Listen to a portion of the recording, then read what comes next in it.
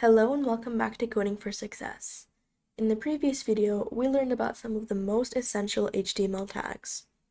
In this video, we're going to learn about how to structure our website using some other HTML tags. So let's get started.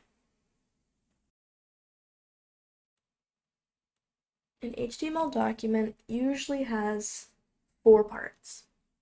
It starts off with an HTML tag and a closing HTML tag.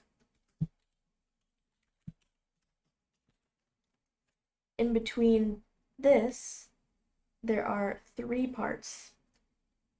There's a head, a body, and a footer. Almost like a real body. You have the head, body, and feet, and in HTML, you have the head, body, and footer. To write that, it's very simple. It's just head, and close, body,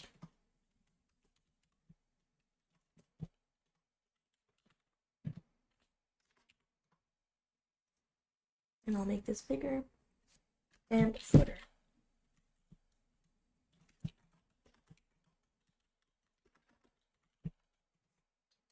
Now, as you'll notice, nothing's popping up.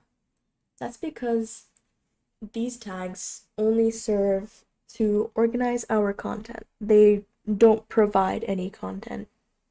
Now you might be asking, what are we supposed to put inside of these? Why is it structured this way? So, in the head, you aren't going to have any main content. You will only usually have links to style sheets or other things that we will talk about later, but usually no content. The body is where you put most of the main content. All of your text, images, links, all of that goes in the body. And the footer is like the body, but it's at the bottom. Usually the footer is at the bottom and it has all of the links of the site and maybe some contact and copyright details. But beyond that, it doesn't really have as much as the body.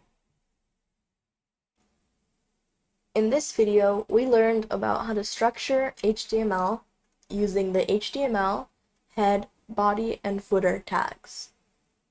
Thank you for watching, and I'll see you in the next video.